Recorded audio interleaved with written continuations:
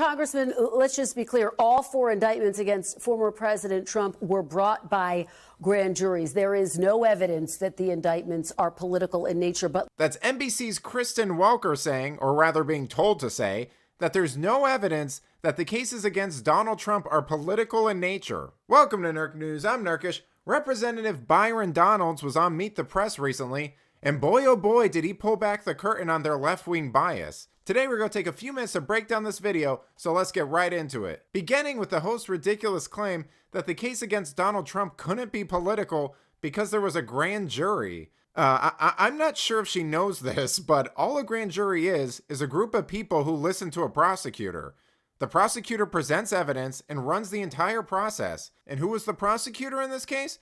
New York Attorney General Letitia James, a person who we've said 1,000 times ran on a Get Trump agenda. There was absolutely no defense in this case. Zero. So of course a group of people who don't know anything about this and have only heard a politically motivated prosecutor are going to bring forth an indictment because that's what grand juries do. This is why a former Supreme Court justice once said, any experienced prosecutor will admit he can indict anybody at any time for almost anything before any grand jury. These people aren't magic. Their presence doesn't suddenly make a case non-political. You know, this whole entire interview was full of loaded questions like this to make Byron Donalds either look like a hypocrite or a race traitor. Congressman, it sounds like Donald Trump was implying that he can win black voters because they get indicted all the time, too. Is that what he was saying?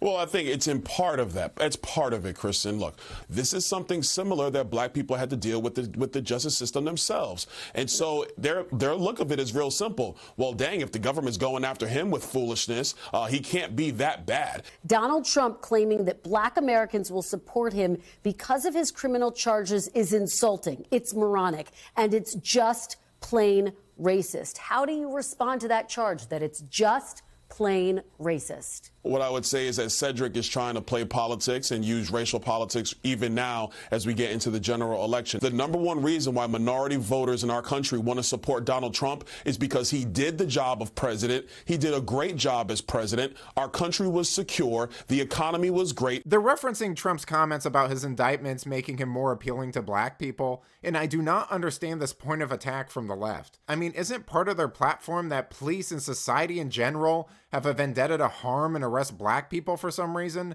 Didn't we have a whole mostly peaceful protest about that very issue a couple of years ago? I mean, Sunny Hostin said that black people have it worse in America than Muslims in China who are captured and sent to who knows where. Was Trump inarticulate in making his point? Sure, but not more so than some of the things Joe Biden has said. I mean, he's routinely used the phrase boy, praised Obama for being an African American who's articulate and clean, said poor kids are just as bright as white kids, suggested that people weren't black if they didn't vote for him, called integrated schools racial jungles, and let's not forget the recent political ad he did where he ate fried chicken. I mean, it's no wonder he's losing ground with them.